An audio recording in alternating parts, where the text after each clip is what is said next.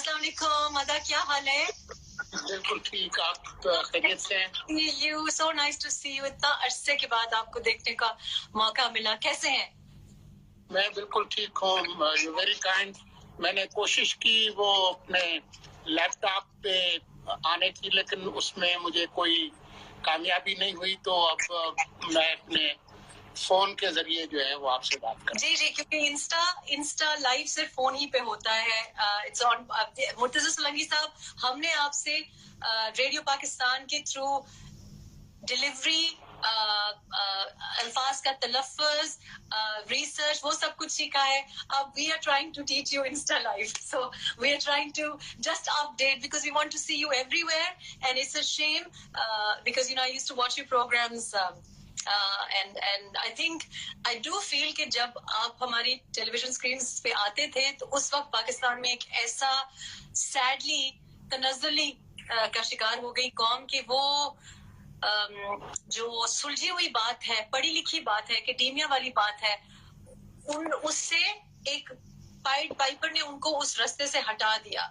तो I want people to listen to you in these apps जो कि youngsters are watching and using, because I feel कि people like you, there are very few people who I genuinely respect कि उनके क्या views हैं and that they stay unbiased, and you're one of them, and हमेशा आपसे सीखने को मिलता है। So मुर्तजा सोलंकी साहब, I don't have to introduce you to our viewers, but I want you, because हमारी बड़ी younger following है इंस्टा पे, and I want them to listen to you because आप context में हमें explain करेंगे कि आज भी PIA का crash हुआ है मुर्तजा साहब, and I just feel, do you think it was avoidable? Could it have been avoided? देखिए, जो probabilities की जो गेम है उसमें कम से कम इन इम्कानात को कम किया जा सकता है। हादसा पूरी दुनिया में होते हैं और ये कोई ऐसी अनहोनी बात नहीं है, लेकिन बदकिस्मती से हमारे यहाँ पिछले कुछ सालों से हादसा इस तरह के कुछ ज्यादा ही हो रहे हैं। आपको याद होगा कि 7 दिसंबर 2016 को जब PK 661 जो चित्राल से इस्लामाबाद ATR का जहाज आ रहा था, तो उस वक्त आपने देखा था, और उस वक्त तो खैर जो चेयरमैन थे वो इस्तीफा देकर चले गए जी। मौजूदा जो चेयरमैन साहब हैं उनको तो सिंध हाई कोर्ट ने निकाल दिया था, लेकिन वो चले गए सुप्रीम कोर्ट में कि जी मेरा रहना बहुत जरूरी है वरना PIA गिर जाएगा। अब PIA गिरेगा या नहीं गिरेगा, लेकिन जहाज गिर गया है और इस दफा जो लोग शहीद हुए हैं उनकी तादाद दुगनी है। तो जो बुनियादी मामला है वो आप इन हादसात के इम्कानात को कम कर सकते हैं, और उसके लिए जो अब आपका जो टेक्निकल मयार है, जो मेंटेनेंस का जो मयार है, उसको अपग्रेड करना होता है। और बदकिस्मती से जितने भी शवाहिद और एविडेंसेस आए हैं वो ये है कि जो ग्राउंड स्टाफ है, टेक्निकल स्टाफ है, और जो PIA की जो मैनेजमेंट है उसका स्टैंडर्ड हर गुजरते दिन के साथ नीचे जा रहा है। ये परेशानी की बात है।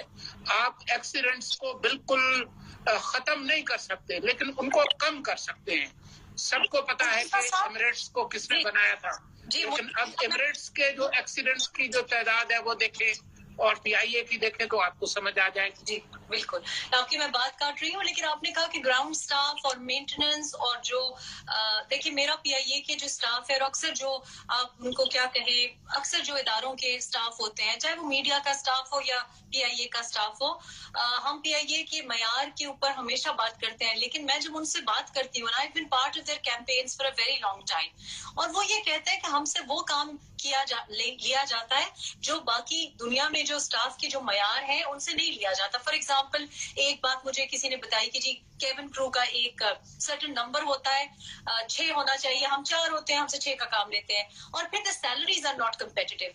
तो मयार मतलब अगर आप जुगाड़ का काम करेंगे, चाहे वो रेलवे में करेंगे या PIA में करेंगे, जो आज रिपोर्ट आ रही है उससे साफ जाहिर है कि इंजन्स इस कराची PIA प्लेन क्रैश से पहले इस प्लेन के इंजन्स के ऊपर तशवीश का इजहार किया गया, एक रिकॉर्ड दिखाया गया, एक डॉक्यूमेंट देखा है हमने, और फिर उसमें सॉर्ट ऑफ मुझे तो ये लग रहा है कि जुगाड़ डिसाइड किया है कि ये हुआ तो ये कर लीजिए.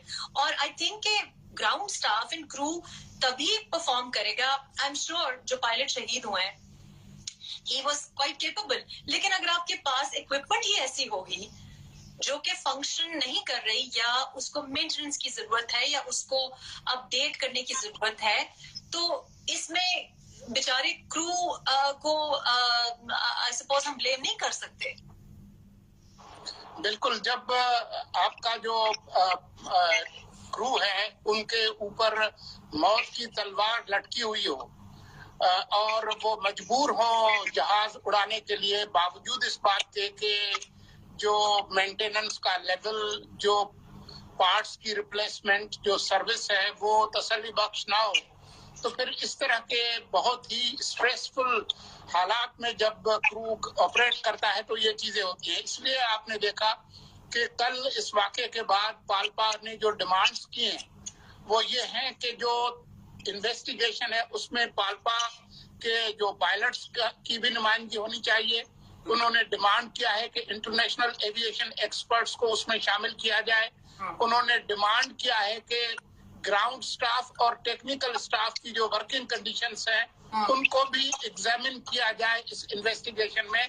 और जो सबसे बड़ी बात है जो खासी परेशान कुन है वो ये है कि जो इन्होंने ये इन्वेस्टिगेशन बोर्ड बनाया हुआ है वो अभी तक हादसात की जो कंप्लीट रिपोर्ट है वो नहीं देता.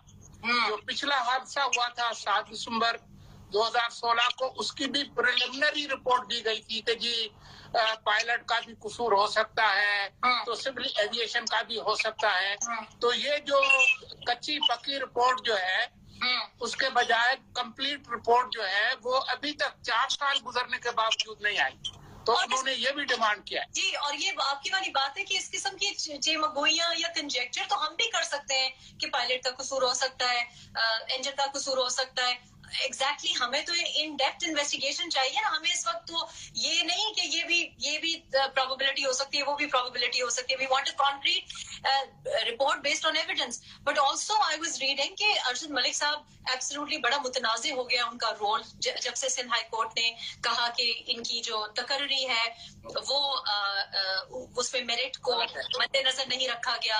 उसके बाद सिंध हाई कोर्ट एक डिसीजन लेती है और सुप्रीम कोर्ट उसको ओवर रूल कर देती है. तो 2 सवाल है यहाँ पे. एक ये कि क्या सुप्रीम कोर्ट को ऐसा करना, जबकि obviously there was concern about his appointment and also privatization के साथ जो उनका एक रोल की तरफ लोग इशारा करते हैं और हमने देखा है कि है, तो उसके ऊपर कुछ सवालात उठे.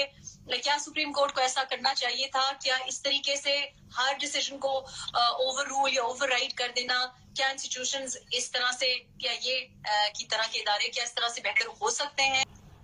क्योंकि आपने देखा कि इस्लामाबाद हाई कोर्ट का एक फैसला हुआ, उसको ओवरटर्न किया. फिर पेशावर हाई कोर्ट का एक फैसला था, वो सुप्रीम कोर्ट ने ओवरटर्न किया. तो ये जो मसला है कि एक अदालत एक फैसला देती है, लाहौर हाई कोर्ट एक देती है, तो उसमें जो यूनिफॉर्मिटी है वो आपको नजर नहीं आती है और ये खासा परेशान कुन मामला है. और फिर आपने ये देखा कि जो रिसेंटली जो कोरोना वायरस पे जो सुओ मोटो नोटिस दिया गया था जी. उसमें जो ऑब्जर्वेशंस आई वो ऐसा तासुर दे रही थी कि हम दोबारा उस जुडिशल जो एक्टिविज्म है इफ्तिखार चौधरी के जमाने का और साकिब निसार के जमाने का, जैसे कि हम उस तरफ जा रहे हैं जो कि खासा खतरनाक है. पाकिस्तान की जो सियासी तारीख है और जो अदालती तारीख है उसमें या तो आपको वो मिसालें मिलती हैं जस्टिस मुनीर की और जस्टिस अनवारुल हक की जो जुल्फकार अली भुट्टो केस में हुआ, या फिर इफ्तिखार चौधरी और साकिब निसार की और इस तरह की.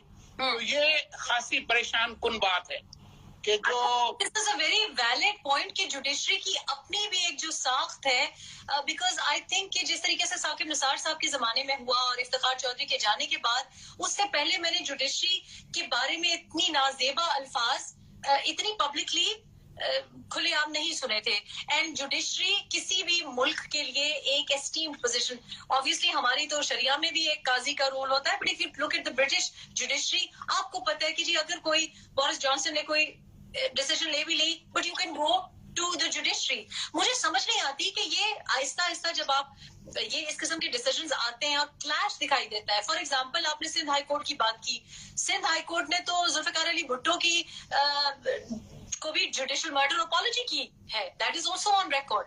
تو یہ ہم ایک ایسے ملک میں جہاں ہمیں انصاف دکھائی نہیں دیتا اور کنٹینیوسلی ہم چاہتے ہیں کہ اوکے یو نو جوڈیشری کی طرف جائیں اور جوڈیشری انڈیپینڈنٹ دکھائی دے, تو بار بار جب اس کے اوپر اس قسم کی باتیں آتی ہیں تو then not only do people lose trust, but it's not very good for the judiciary as an institution.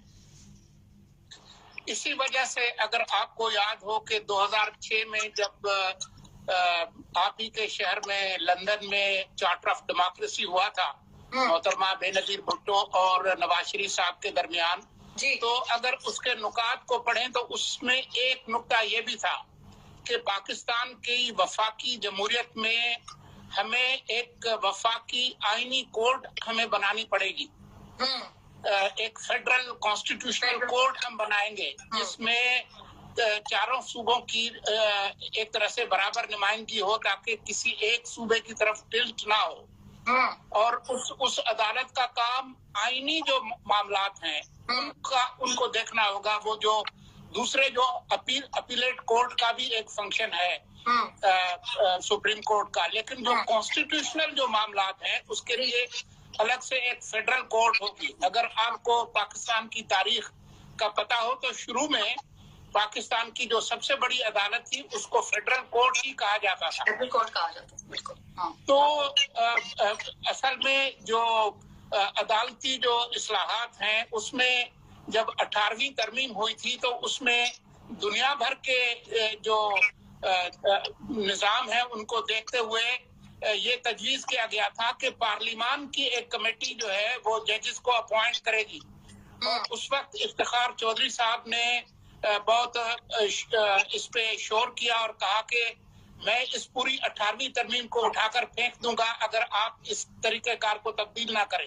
تو ایک طرح سے پارلیمان کے کنپٹی پہ بندوق رکھ کر ایک 19ویں ترمیم لائی گئی جس کے اندر اب عملاً ججز اپنے آپ کو اپوائنٹ کرتے ہیں. یہ نہیں ہوتا کہ Iftikhar Chaudhry, I mean it's ironic کہ افتخار چودھری کے لیے بیسکلی تو افتخار چودھری ہی کے لیے آئی وڈ سے کہ ایک عدلیہ کی مہم چلی, بیکاز ہونی تو ان کے لیے نہیں تھی, عدلیہ کے لیے تھی, عدلیہ کی بالادستی کے لیے تھی. It was for people for the judges to have their position protected and the constitution to be protected. اور اس کو بھی شخصیاتی کر لیا. It was not to save one individual, it was not for one judge. لیکن we found کہ اعتزاز احسن ہو یا اس وقت عمران خان ہو, سب کے سب نے, لیکن it became a personality outcome, اس کا personality کے اوپر فوکس ہو گیا. It wasn't supposed to be driven for a personality, and that I think is such a, مطلب یہ ہی ایک انصاف کا تقاضا پورا نہیں کرتا. That is a huge injustice کہ جب ایک personality led ہو جائے. اب جیسے ثاقب نثار کا جو, ہم لوگ تو افتخار چودھری کے زمانے کی باتیں کر رہے ہیں, لیکن جو ثاقب نثار صاحب کے زمانے میں ہوا اور پھر ان کو جس طرح کے الفاظ لوگوں نے استعمال کیے, اور میرا خیال ہے کہ the way he behaved also was it's again I feel کہ جوڈیشری کی ایک تعظیم جو ہے, اسٹیم جو ہے, وہ کسی معاشرے میں نہیں جانی چاہیے, because then you will have, you know, it's a miscarriage of justice towards the judiciary, and so they are not upholding their own institution. ابھی آپ نے یہ بات کی تو it is incidental کہ 18ویں ترمیم کی بات ہو رہی ہے, چارٹر آف ڈیموکریسی کی وجہ سے 18ویں ترمیم ملی, NFC اوارڈ کی باتیں ہو رہی ہیں, and all of these things, then you go back where you would be backed by a very strong judiciary. لیکن اگر جوڈیشری پرسنالٹی لیڈ ہوگی یا اگر لوگ کہیں گے کہ پلائنٹ ہے, that is, you know, it's an insult. I think it's a very huge insult to say کہ جی پلائنٹ جوڈیشری آج کل جو کہا جا رہا ہے کہ اس حکومت کو ایک پلائنٹ جوڈیشری ملی ہے. بالکل. مجھے اچھی طرح سے یاد ہے کہ محترمہ بینظیر بھٹو کے ساتھ میرا اکثر جھگڑا رہتا تھا جب یہ عدلیہ کی تحریک چلتی تھی. ان دنوں میں فون پہ بھی ای میلز بھی ہیں, کبھی میں آپ کے ساتھ شیئر کروں گا. میرا یہ کہنا تھا کہ جی یہ عدلیہ کی تحریک ہے اور بڑی یہ انقلابی تحریک ہے اور اس کی وجہ سے مشرف کمزور ہوا ہے. تو محترمہ کا یہ کہنا ہوتا تھا کہ ججز کی ریسٹوریشن اور آزاد عدلیہ, ان دونوں کو آپ ایک چیز نہ دیکھیں. افتخار چودھری کی بحالی اور عدلیہ کی آزادی ایک چیز نہیں ہے. اور ان کا ہمیشہ مجھ سے جھگڑا رہتا تھا کہ آپ کو نہیں پتا کہ پرویز مشرف کو آئینی تحفظ اسی جج نے دیا. ان کا یہ کہنا تھا کہ دوبارہ بھی جب پرویز مشرف وردی میں الیکٹ ہوا تو اگر یہ چاہتے تو وہ اس کو روک سکتے تھے, لیکن انہوں نے ان کو ہونے دیا منتخب دوسری بار بھی, اس کو نہیں روکا. تو ان کا یہ کہنا تھا کہ یہ سیریس نہیں ہے عدلیہ کی آزادی میں اور آئین کی بحالی میں, لیکن کیونکہ اس وقت مسلم لیگ نواز اور پی ٹی آئی اور دوسری تمام جماعتیں افتخار چودھری کے پیچھے تھی تو اس لیے پھر وہ یہ ہوا. لیکن آپ نے دیکھا کہ اس کی بحالی کے بعد جس طریقے سے افتخار چودھری نے پیپلز پارٹی کی گورنمنٹ کو ڈی اسٹیبلائز کیا, جس طریقے سے یوسف رضا گیلانی کو نکالا, میمو کمیشن کو دیکھ لیں, تو یہ ساری چیزیں جو ہے وہ اسی بات کو ثابت کرتی ہے. آئی تھنک کہ مرتضیٰ صاحب کے کچھ لوگ جیسے آپ لوگ ہیں جرنلزم پہ نظر رکھتے ہیں, آپ نے پارلیمنٹس کو گرتے بنتے دیکھا ہے, آپ لوگ پریس گیلری میں بیٹھ کے ایک ایک چیز نوٹس کرتے ہیں. تو آپ کا جب میں نے دیکھا ہے, آپ ہو گئے نصرت جاوید صاحب ہو گئے, آپ لوگ جو چیز نوٹس کرتے ہیں وہ بالکل لیگلی صحیح ہوتی ہے, کانسٹیٹیوشنلی صحیح ہوتی ہے. اینڈ آئی ڈو فیل کہ مجھے کبھی کبھی یہ فیل ہوتا ہے, اب یہ فیل ہوتا ہے کہ اٹیک کیا جاتا ہے کہ آپ ایسے کیوں کہہ رہی ہیں, اور مجھ سے خود بھی آن دی ادر سائڈ یہ غلطیاں ہوئی ہیں. فار ایگزامپل جب فاٹا مرجر ہو رہا تھا تو اس وقت بیکاز میرا سپورٹ کرنا کسی چیز کو جو کہ میں سمجھتی ہوں کہ انلیگل ہے یا انفیئر ہے یا کانسٹیٹیوشنل نہیں ہے, اس کا ایک ویلڈ پوائنٹ ہوتا ہے.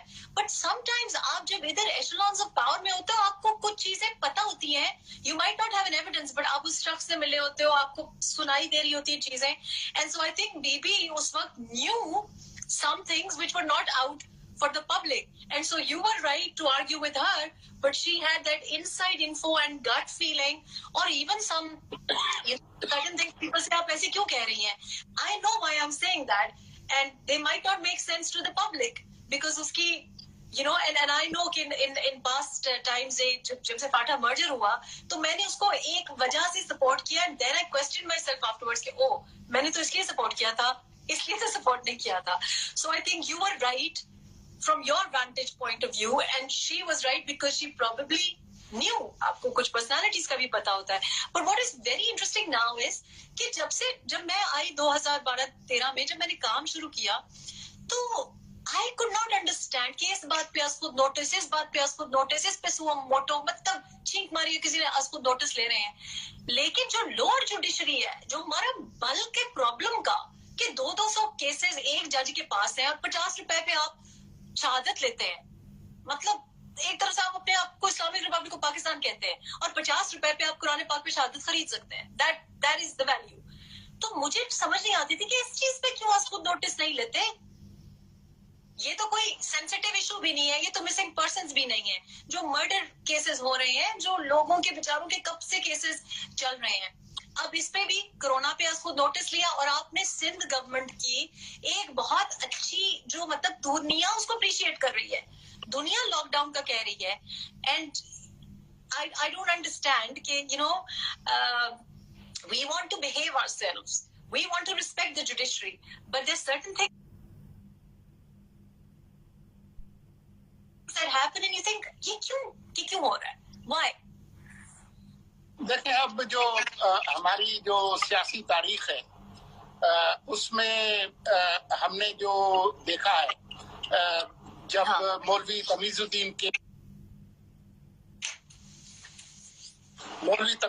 کیس بڑا مشہور ہے, جی جس میں جب پہلی بار اسمبلی کو دستور ساز اسمبلی کو ڈیزالو کیا گیا تو اس وقت جو ہے وہ بظاہر تو جو سندھ ہائی کورٹ تھی انہوں نے ان کو ریلیف دیا، لیکن بعد میں فیڈرل کورٹ نے جو ہے وہ یہ جو ریزولوشن تھی اس کا ساتھ دیا. جسٹس منیر کا جو نظریہ ضرورت تھا تو وہ چلایا، اور پھر نظریہ ضرورت یا ڈاکٹرن آف نیسیسٹی، یہ مطلب انہوں نے تو لکھا نا in his defense he at least we have evidence. ایک جج نے کم از کم لکھا کہ یہ میں نے کیا. We have evidence of that, and that was years ago. How long ago was that? 1952. How long ago was that? So 1956. So 1956. So 1956 سے آپ کچھ نہیں سیکھے؟ نہیں، اس کے بعد آپ نے دیکھا نا کہ 1958 کا مارشل لا اس کو تحفظ دیا گیا، پھر جو یحییٰ خان کا مارشل لا تھا اس کو تحفظ دیا گیا، پھر ذوالفقار علی بھٹو کا جو عدالتی قتل تھا جس کو خود بعد میں ججز نے مانا، جسٹس نسیم حسن شاہ نے مانا، انٹرویوز میں مانا، افتخار احمد کو انٹرویو میں مانا. تو جس طریقے سے وہ ہوا، پھر آپ ظفر علی شاہ کیس دیکھیں، بیگم نصرت بھٹو کیس تھا 77 کا، اس میں آپ دیکھیں ظفر علی شاہ کیس تھا پرویز مشرف کے خلاف. انہی ججز نے جن میں افتخار چودھری صاحب تھے، انہوں نے ان کو آئین میں ترمیم کا حق بھی دیا. تو یہ ایک بڑی ایک المناک تاریخ ہے عدلیہ کی، اور وہ ابھی تک اس شیڈوز سے ہم لوگ باہر نہیں آئے. اور بات یہ ہے کہ پچھلے 2 سال نہیں، اب تو 4 سال ہونے کے، یہ جو پیناما کا کیس بنا اس وقت بھی I kept asking lawyers and judges off record کہ یہ آگے جا کے one has to be very careful. کبھی بھی کسی پولیٹیشین کو بھی نہیں فیل ہونا چاہیے یا اس کو احساس دلانا چاہیے کہ تم استعمال ہو رہے ہو. کبھی I think کہ people, because it is a position of power, the Supreme Court and the Chief Justice is a position of power, obviously, and power has to be also be accountable, has to be stabilized in some way. تو وہ ایک I suppose ایک ایسی position ہے کہ ہم بول بھی نہیں سکتے obviously, لیکن کچھ لوگ بولے ہیں. ابھی 2 دن پہلے جہانگیر ترین نے ٹی وی انٹرویو میں کہا ہے، دوبارہ کہا ہے کہ مجھے جو نااہل کیا گیا وہ اصل میں جو نواز شریف کی جو نااہلی تھی اس کو بیلنس کرنے کے لیے کیا گیا. اس کا جو مطلب ہے یہ ہے کہ کیونکہ نواز شریف کو نااہل کیا گیا تو اس کو بیلنس کرنے کے لیے ایک ادھر سے بھی کرنا تھا. تو اب یہ اگر بات ہے تو خاصی خوفناک ہے. But you see, that's the problem. خوفناک ملک کے لیے تو ہے ہی ہے، لیکن اگین جوڈیشری کے لیے کہ when fingers of blame have been pointed towards it, in the past we've seen politicians کو تو ہمیشہ گالیاں پڑی ہیں، کرپٹ کہا ہے، یہ کہا ہے، وہ کہا ہے. آہستہ آہستہ ہم نے دیکھا کہ جب میں when I came to Pakistan تو I was shocked کہ جو آرمی کا ایک جو روپ تھا وہ کافی post Kayani period they seemed apologetic, and I felt کہ یہ تو مشرف کے ٹائم میں تو ایسے یہ بیگمات نہیں بہیو کرتی تھی. ایک تھا so there was that, I think, Charter of Democracy کے بعد 18th Amendment کے بعد people were kind of like they'd received a slap on the wrist. تو مجھے لگا کہ there's a little bit of I could feel in the interactions. اور اب مجھے فیل ہوتا ہے کہ اب جوڈیشری کے اوپر بھی جس طریقے سے fingers of blame, everyone is pointing at them. For Jahangir Tareen to sit on 2 primetime shows and say this, and we've all seen it, is ultimately not only raising a huge question, but ultimately it's painful to see کہ judiciary کے اوپر آپ اتنا بڑا الزام لگا رہے ہیں and برملا بول رہے ہیں, and I think many people would have believed him.